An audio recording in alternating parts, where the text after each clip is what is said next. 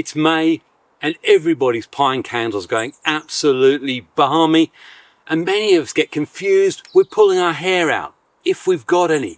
Well, do you know what? Don't worry.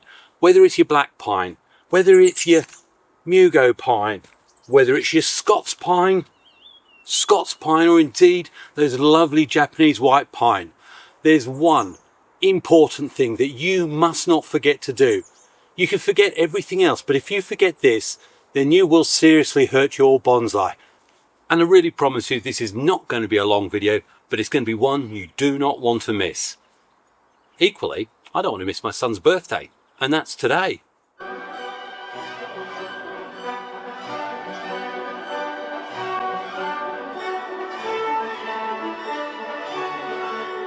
Hi, yeah, it's Xavier. Welcome to a Bonsai Retreat. And you know what? This is a whistle-stop tour on pines.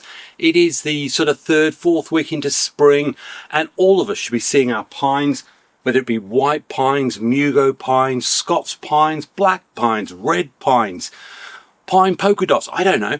All of them should be seeing healthy candle enlargement, elongation, and we all start panicking. Japanese white pines, something about sheaves, I do them later in the year. Black pines, I prune them twice. Scots pines, well, they just grow everywhere. And you know what? For a beginner, actually even for me, it can get so confusing and there is so much information out there. But you know what? There's one thing that if you don't do with any of your pines, your spruces, that should be a hint, then you are going to be in trouble, and you are going to have a lot of trouble and pain trying to retrieve what could be a hopeless situation. What am I talking about? I've got this beautiful Japanese white pine in front of me, and you're thinking, finally, he's going to deal with that. No, but I am going to tell you what you should be doing to all your pines right now, so you don't have to listen to the rest of the video. It doesn't matter which pine it is. You need to take these a little bit of time and have a look at every single candle and grouping where these candles come from. Most of the time, there'll be two. Sometimes there'll just be one candle. But occasionally, not in this case, and certainly in this case here, which happens to be a Scots pine, we look around and we can see clearly up here at the apex, 1, 2, 3. Now, if you haven't removed those by the year before, these are what's going to cause massive, great swelling, we call them walls or whatever, great big cartwheel bumps. And once you've got one of those, then you are always going to struggle to get the tree back to any sort of reputable shape. So the simple advice is go around all your pines and have a look where you've got 3. And generally the rule of thumb is you take away the biggest one and remove it to just 2. Then, certainly in the Scots pine, I then balance them so they're both the same height. So now what we have is 2 equal sized candles from which we're going to get needle growth and our future buds are going to come from. By removing everything down to 2, we are not going to get adverse swelling at the knuckle joint, and it's going to allow us then to continue development. And equally, does it apply to sort of young seedling pines in development, whatever species they are? And the answer is yes, most definitely. Here we've got 1, 2, 3, 4 from the same point. Now, in the end, I'm not trying to style branches for this. This is still a 3-year-old, 4-year-old seedling. It needs feeding, it needs elongation, it needs fattening.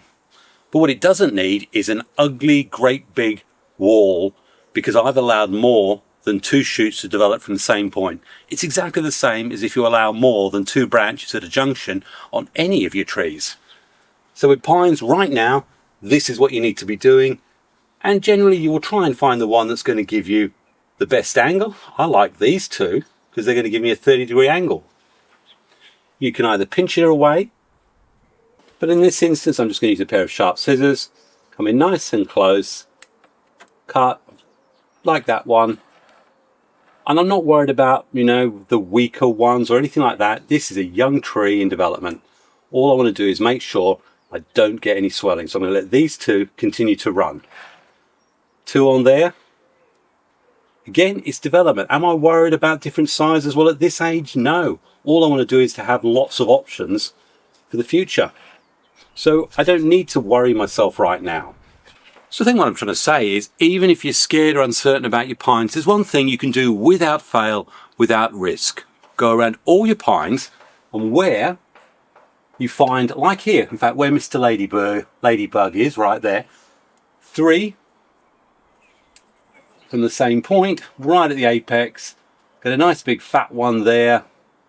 I will probably take the middle one out, and often you can just carefully twist and pull that out, and leaving it to 2. I'm not going to worry about talking to you about balanced energy right now. All I'm telling you is right now, get out there and reduce all those pine clump from 3, 4 to just 2. Doesn't matter whether it's developing, it doesn't matter whether it's a seedling, and it doesn't actually matter whether it's a finished tree. That has to happen, or you are going to put your tree back. Now, I said that should apply to all your pines. Well, I've got this, what's going to be a lovely Japanese black pine that I picked up from a friend of mine.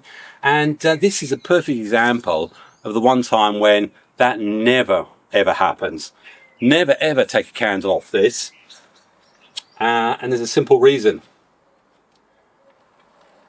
18 months later, it doesn't have any candles. It doesn't have any extensions or growth. I have a funny feeling that if I look down there, it's got no roots. It's dying. That's a good reason not to bother taking any candles at all. And in fact, I've got a second example of that. And that is this, what they call a lesser known Japanese white pine with burnished brown needles, 360 degrees around the branch. Very lesser known variety, but when you get it, well, you're not going to have it for long, because what that's telling you is that whole branch is dead, that whole branch is dead, that whole branch is dead. So for whatever reason, the bottom's gone.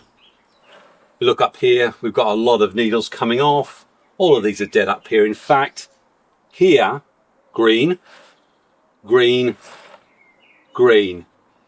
And there's no massive obvious sign of candle development, but while we've still got green here, who knows, we may be able to make a literati out of this mess. But again, same principle. If there'd been 3 candles developing from any of these shoots that are looking green, I would still have taken one of them out, because despite this thing being extremely unwell, if not dead and dying, I still, if it's going to live, don't want to make an unsightly swelling at a knuckle joint because I kept more than 2 candles developing. There's probably only one time when you might disregard that rule, and that's if you've got a development project, Japanese white pine. You saw me work on this last year. Everything for the trees down here, this whole lot I'm using as a sacrifice. And right at the top, this clump of 1, 2, 3, 4, 5, there's 6 candles at the top. Do I care? No, I want this to continue to grow. All the energy coming up here is going to thicken the central trunk. So for now, not worried. Do I need to look down here for multiple candles, i.e. more than 3, more than 2? Definitely. But that's actually looking pretty good, so I'll leave it alone. Now, in my recent garden tour, you actually saw me talking about this Mugo pine, and this is part of a nursery plant to bonsai development series that I started back in 2022 when the channel started, and demonstrated best time to actually repot them, best time to do candle pruning, best time to do pinching, best time to do everything. And you know what? You don't see it a lot, but it is looking very, very healthy. What I did say to you with me and Mugo is the one thing I'll do, and it's all about balancing energy. This video isn't really about it, but the only other thing you can do to your pines if you feel confident is you balance the energy. Where you've got great big strong, like here, big strong candle, that tree is going to send loads of energy up there. And actually, we want the energy to be balanced all around the tree. It's actually pretty good on this one, to be fair, so that all the candles enlarge equally. And that's really the other thing you're doing with your pines, whether it be your Scots pines. You saw me do it at the beginning there. Balance your 2 candles to the same height. And really, for me, I do that pretty well practically right around the tree. I know there are professionals with lots of experience who'll say, at the lower ones, leave them shorter, or at the higher ones, leave them shorter because the tree's giving different energy to different parts of the tree. That's a bit more advanced. And you know what? Most of us out there are beginners. Basic concepts, I tend to shorten my candles down if I can. Equally, the Mugo pine, I don't like them to be any more than an inch in height. If they're more than an inch in height, then I will most definitely and just find an inch or so high in between the needles and cut, making sure all are the same sort. And again, as I said, the main aim of this video is to make sure we haven't anywhere in this tree got more than 2 candles from the same point. And really that's it. And yeah, so I'll balance the energy across a Scots pine, across a Mugo pine. I haven't got enough experience with black pine, so I'm not going to talk to you about black pines, only that if you've got 3 candles at a single point, reduce it to 2. Japanese white pine, I deal with differently than many people.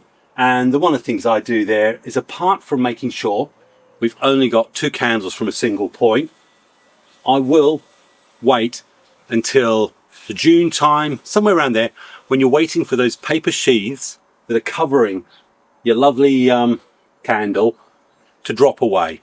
And once that drops away, then I will start doing my candle work, shortening or whatever's required. Please let me know in the comments if you do something different, but certainly I've been applying that approach to this white pine, and you know what, definitely needs to be managed a bit better, but it's healthy, it's big, it's got loads and loads of great candles all over. I love this tree. And actually, Jelle of Growing Bonsai is going to be coming over shortly, in fact 10 days time. So you've got 10 days to get your questions, to get pictures of your trees to me at expressionsbonsai@gmail.com. Questions you want me to ask Jelle. You must have something you want to know about your prized bonsai that maybe with all his experience he could help you with. Because I also want him to talk about Japanese white pine and to tell me when he thinks the best time is to do stuff, because for me, I won't be doing anything more with this probably until sometime in June, looking for those sheaths, which is like rice paper, to drop. And apart from that, that's all I've really got to say. But oh, there is one problem. I've now got to spend the next week after I celebrated Jane's birthday sorting out where Jelle's going to stay, because if you see it right now, it's still got the indoor studio up, the lights up, it's got all of my daughter's sewing and goodness knows what else. Smells like a sewer, and somewhere under there is a bed. Anyway, I hope you've enjoyed that short whistle top, to the point. Get rid of those candles, make sure there's just 2. Doesn't matter whether it's developing it, doesn't matter whether it's well on its way to being a bonsai. You just want 2 candles. We'll talk about balancing at a later time with this Japanese white pine. Apart from that, if you want to see more about candle management, what a great video to watch that is. Otherwise, happy bonsai and God bless. Cheers.